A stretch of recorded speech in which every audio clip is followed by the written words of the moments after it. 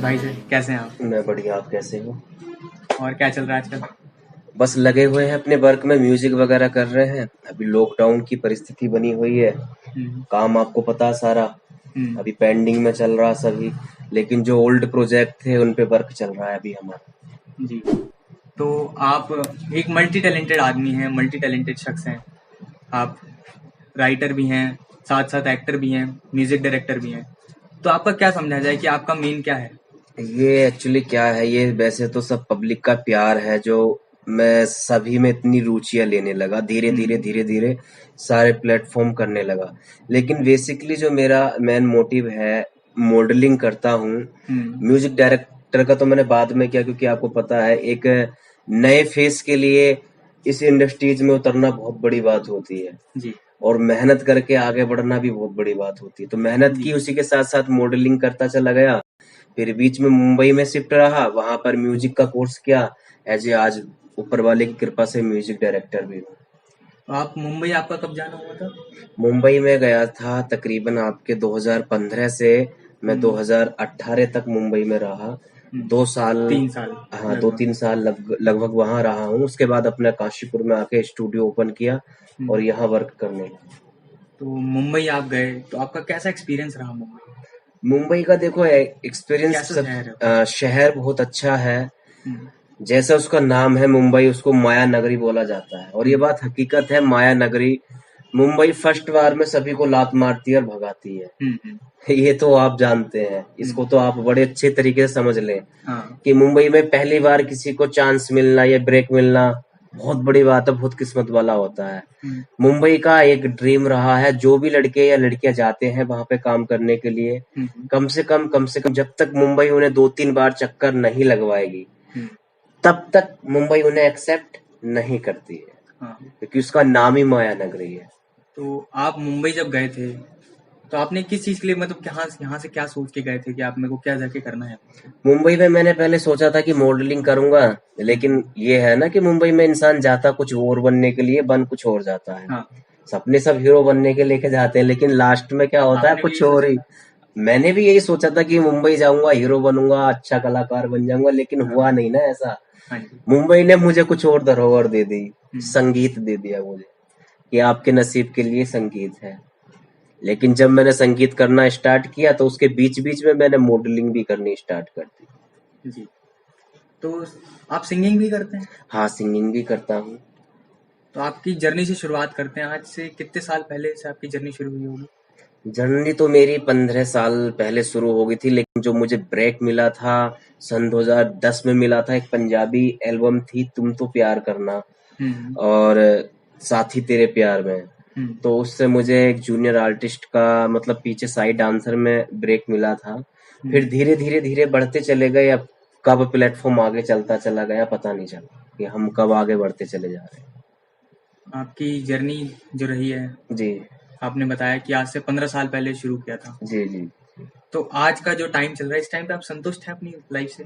देखो, लाइफ से तो आज तक कोई संतुष्ट हुआ है और ना होएगा। अगर अच्छा। अंबानी भी हैं हम्म। तो वो भी संतुष्ट नहीं है, सलमान खान है तो वो भी संतुष्ट नहीं है। संतुष्ट तो कोई है ही नहीं। हम्म। सलमान खान की आज 4 फिल्में ना चले हम्म। तो बुखला जाएंगे सलमान जी भी, ये बात आपको माननी पड़ेगी। ये अक्षय कुमार जी हैं, उनकी 4 फिल्में ना चले मार्केट में तो वो भी बुखला जाएंगे। तो संतुष्ट तो इंसान आज तक अपने आप से ना हुआ है और ना कभी होगा। तो आप बेसिकली काशीपुर के ही हैं? नहीं, रहने वाला मैं यूपी मुरादाबाद से हूँ। हम्म। मुरादाबाद में एक तहसील पड़ती है ठाकर द्वारा, हम्म। सुल्तानपुर मुंडा विलेज मेरे गांव का नाम है। मैं वहां का रहने वाला हूँ हम्म। और ठाकुर खानदान से हूँ। बाकी इस म्यूजिक लाइन ने मुझे बहुत कुछ दिया, बहुत कुछ सिखाया, हम्म। और धीरे धीरे प्लेटफॉर्म बढ़ता चला जा रहा है। एल्बम्स भी आपकी बनाते हैं? आप एल्बम्स भी बनाते हैं? हाँ, एल्बम्स बनाता हूँ मैं। ये बेसिकली आपका भी प्रोडक्शन हाउस है जो टी टाइगर प्रोडक्शन, वो फिल्म है? हाँ, ये मैंने अपना प्रोडक्शन हाउस खोला है, क्योंकि एक्चुअली क्या है, मैंने मुंबई के अंदर देखा कि वहां पे लोग कितने ज्यादा परेशान हैं। मुंबई जाते हैं, अपने माँ बाप से लड़के जाते हैं, लेकिन वहां पे जाके ना गुमराह हो जाते हैं। हम्म, लोग सपने दिखा देते हैं लड़कियों को अच्छे अच्छे कि मैं तुम्हें टॉप की मॉडल बना दूंगा, ये लड़कों को बोल देंगे कि हाँ भाई आज आ जाना, कल आ जाना। हम्म, तो उनकी जिंदगी ना धीरे धीरे ऐसे ही खत्म होने लगती है। सपने बड़े होते हैं हम्म, लेकिन पूरे नहीं होते। वो तो तो है। मैंने एक ही चीज ठानी थी कि मैं अपने शहर जाऊंगा, उत्तराखंड जाऊंगा। और यूपी और उत्तराखंड का बॉर्डर एक ही पड़ता है, ठाकुर हाँ। द्वारा ज्यादा दूर नहीं है। दो हम्म, एक मतलब ये यूपी है, ये उत्तराखंड है। हाँ। तो मैंने सोचा कि यहाँ पे लोकेशन वगैरह बढ़िया है, तो हम्म, मैंने यहाँ पे ही अपना रहकर प्रोडक्शन हाउस खोला।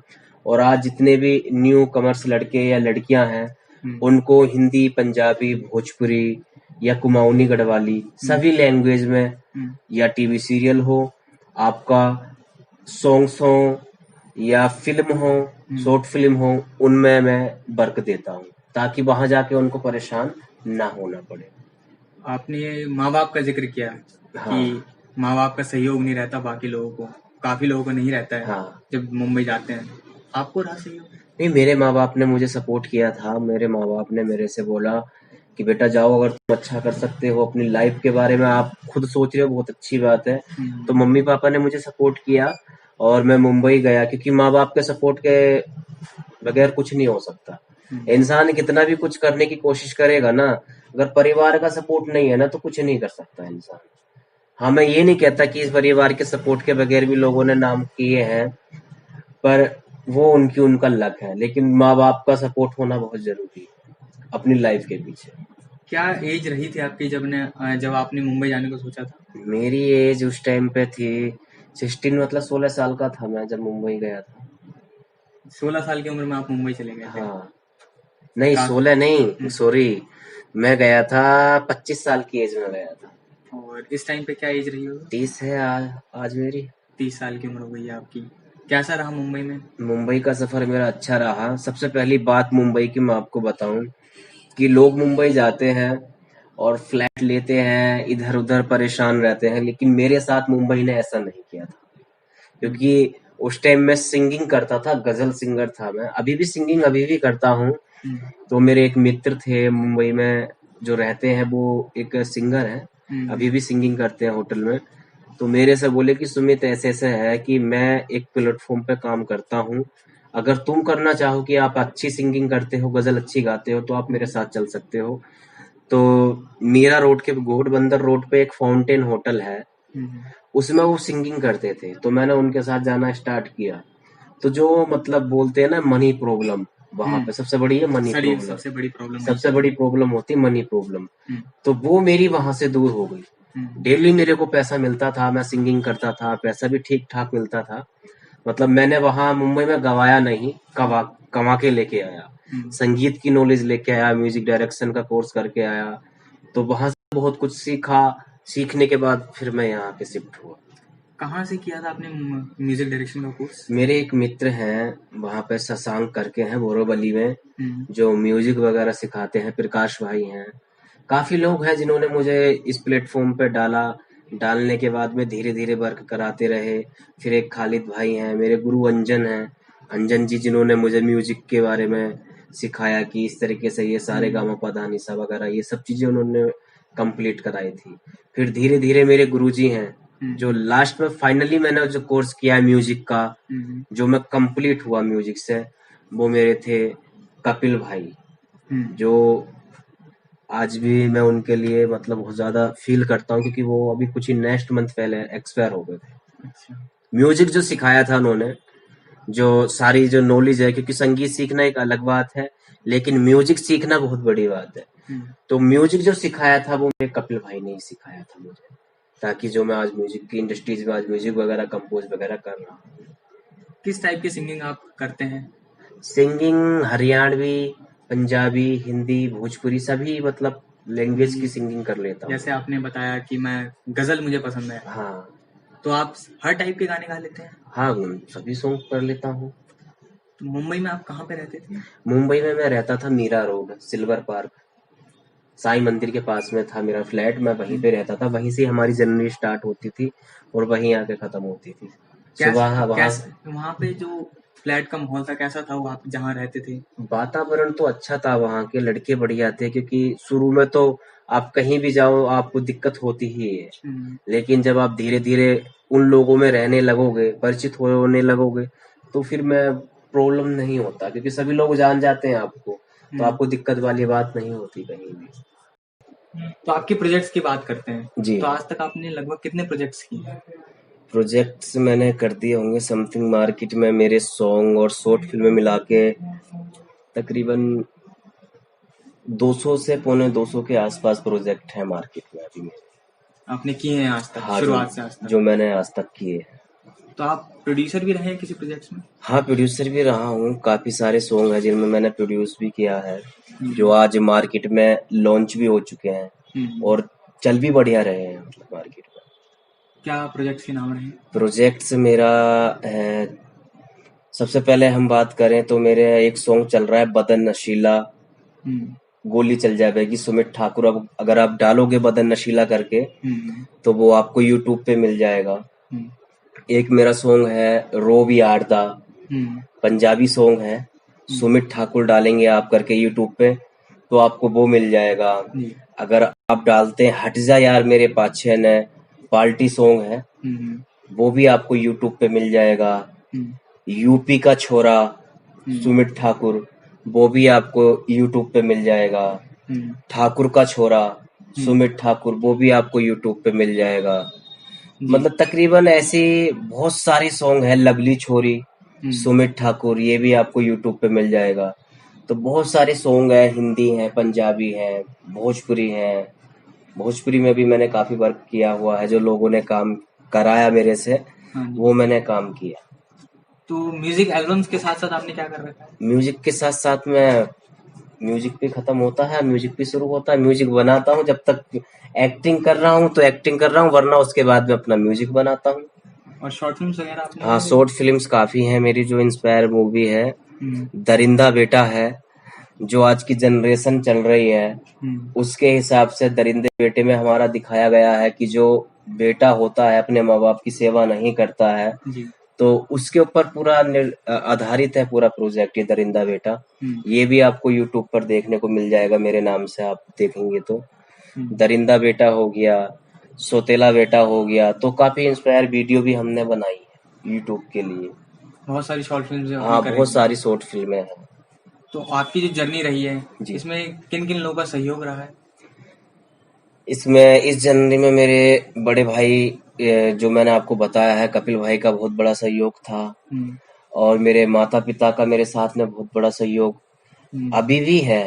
हम्म, और एक मैम है, रिया जी, उनका मेरी जर्नी के पीछे बहुत बड़ा अहम है, हम्म, योगदान है। हम्म। तो जो कुछ पर्सनल लाइफ में लोग हैं उनका बहुत ज्यादा अच्छा योगदान है और मुझे आज भी सपोर्ट कर रहे हैं। आपकी लाइफ का क्या टर्निंग पॉइंट था जिससे आपने सोचा कि नहीं, मुझे इस लाइन में जाना है या इस फील्ड में जाना है?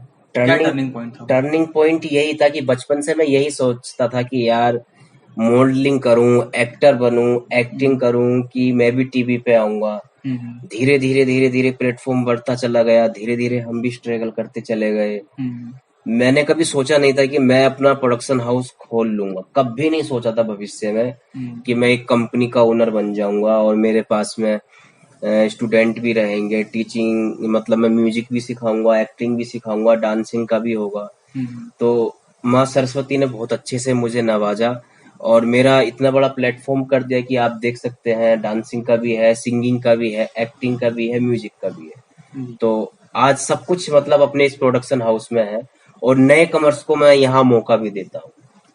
तो आपने बताया कि आपकी 15 साल की जर्नी रही है। जी, 15 साल को आपको हो गए इस लाइन में स्ट्रगल करते हुए जी, और जी, जी, काम करते हुए। जी। तो आज भी ऐसी कौन सी चीज है जो आपको मोटिवेट करती है कि मेरे को नहीं, अभी और काम करना है? देखो, लाइफ का हर एक चीज मोटिवेट करता है कि आप अगर एक सक्सेस पकड़ते हैं, हम्म, आपने सोचा कि मैंने ये काम किया और आपका ये काम सक्सेस हो गया, हम्म, तो आप सोचते कि मैं नेक्स्ट लेवल करूं। तो जी। मोटिवेट तो आपको हर चीज करती है। हम्म, हर चीज से आप इंस्पायर हो सकते हैं, एक चींटी से इंस्पायर हो सकते हैं, आप एक मकड़ी से इंस्पायर हो सकते हैं, हम्म, किसी भी चीज से इंस्पायर हो सकते हैं। बस इंस्पायर होने की जरूरत है। ना हो इंसान तो किसी चीज से ना हो, हम्म। और हो जाए तो एक छोटी सी चीज से इंस्पायर हो जाए। तो आप किससे इंस्पायर हुए थे? इंस्पायर में हुआ था, मेरे एक दोस्त थे जो मुंबई में एक्ट करते थे, तो उन्होंने मेरे से बोला कि भाई सुमित ऐसा है ये। उस टाइम खैर इतना वो नहीं था, क्रेज टिकटॉक वगैरह इन चीज का ये जमाना नहीं था। तो मेरे से बोले कि मैं उनको बोला कि भाई मैं भी इस लाइन में काम करना चाहता हूँ। तो मेरे से उस टाइम उन्होंने ये बोला था कि बेटा देख, फिल्मी लाइन कोई दाल भाजी नहीं है जो कोई भी कर ले और सक्सेस हो जाए। मैं बोला भाई एक चांस तो मिल सकता है ना। बोले देख, सोचता हूँ करता हूँ ऐसा कुछ हुआ तो, पर ऐसा कुछ हुआ नहीं। वो अपने प्लेटफॉर्म पे लगे रहे और मैं अपने प्लेटफॉर्म पे। मैं धीरे धीरे मेहनत करता चला गया, आगे बढ़ता चला गया, स्ट्रगल करता चला गया और आज इस मुकाम पे आके बैठा हूँ। तो आप सिंगर भी हैं, गाने भी गाते हैं। हाँ, सिंगिंग भी करता हूँ मैं। तो हमारे ऑडियंस के लिए एक बार गाना हो जाता। अच्छा, गाना, चलिए। हारमोनियम लगेगा क्या? हाँ, हारमोनियम ले लेते हारमोनियम ले हैं, लीजिए। क्योंकि म्यूजिक नहीं कर रहे, हम लाइव काम कर रहे हैं, तो हारमोनियम पे ही हम काम चला लेते हैं अपना। अच्छा, हाँ हारमोनियम से शुरू करते हैं। हाँ, हारमोनियम से शुरू करते हैं।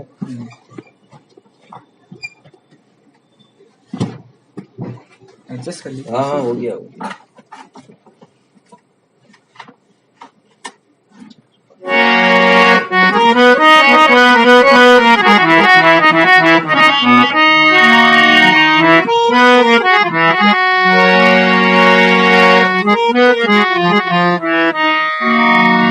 अभी पीछे एक मैंने सॉन्ग किया था, हमारे मित्र हैं भूषण छाबड़ा जी, उनके लिए किया था एक सॉन्ग जी। और बेटियों के लिए वो सॉन्ग किया था। हाँ। तो वो सॉन्ग मैं थोड़ा सा आपको गुनगुना के बताना चाहूंगा।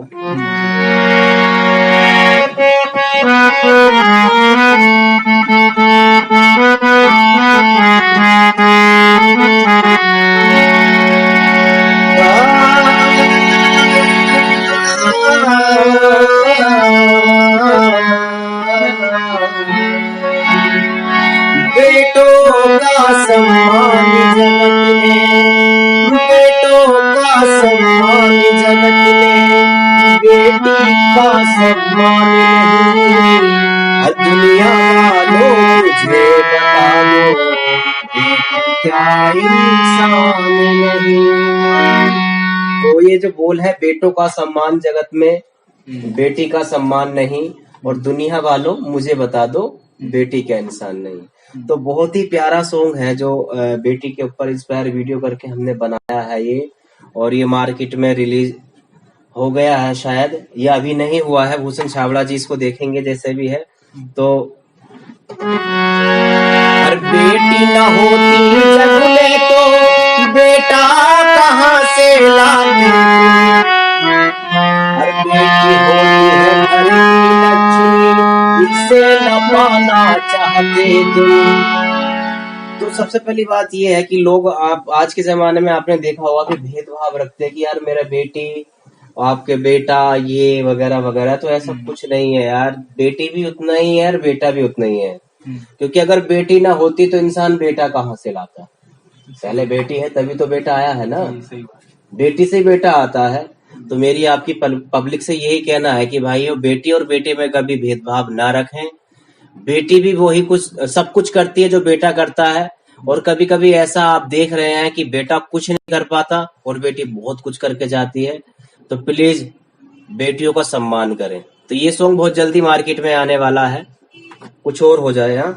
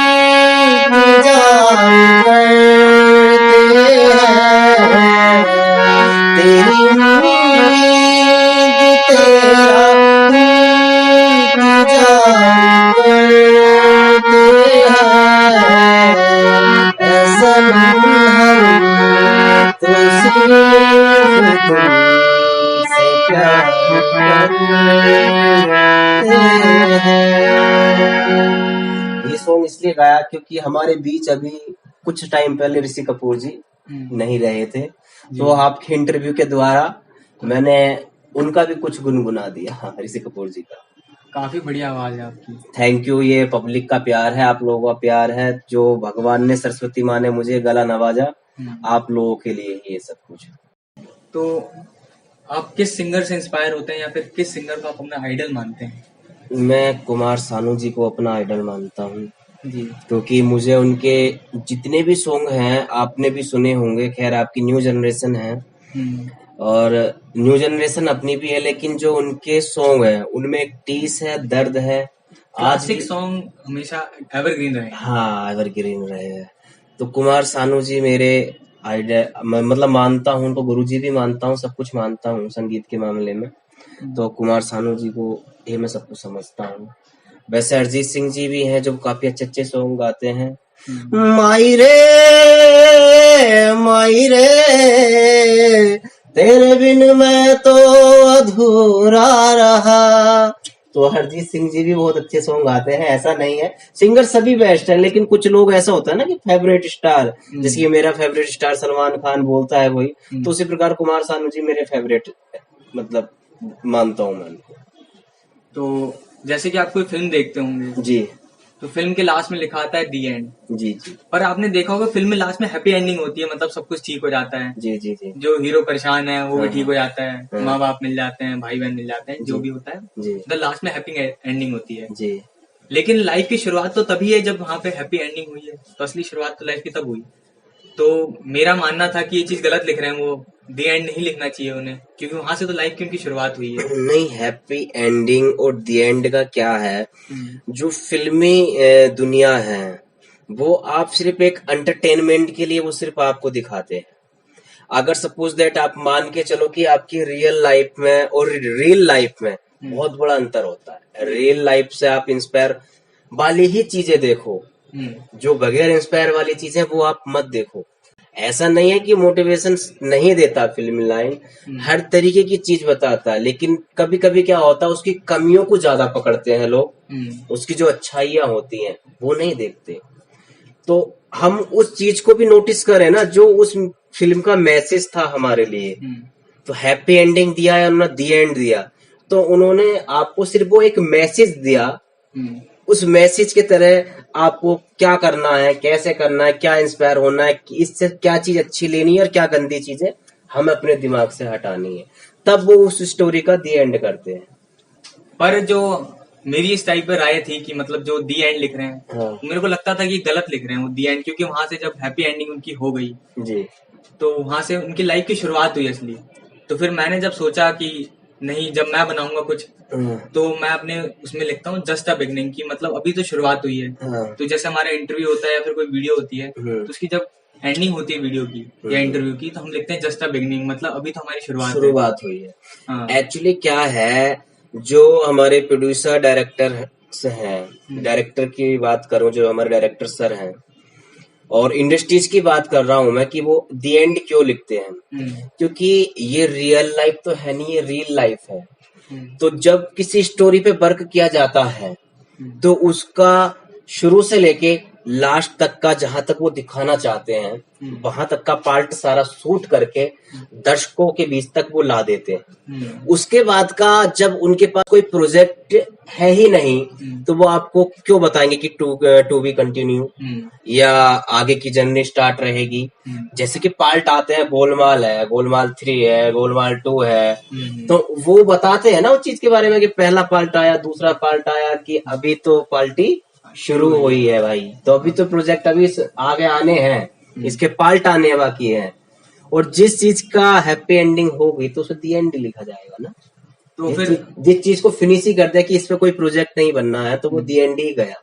तो उसी से हम इंस्पायर होकर हमने वो करा कि हम लिखेंगे जस्ट अ बिगनिंग, कि बस हमारी शुरुआत है। तो एक बार कैमरे की तरफ देखकर जस्ट अ बिगनिंग कहिए, जस्ट अ बिगनिंग।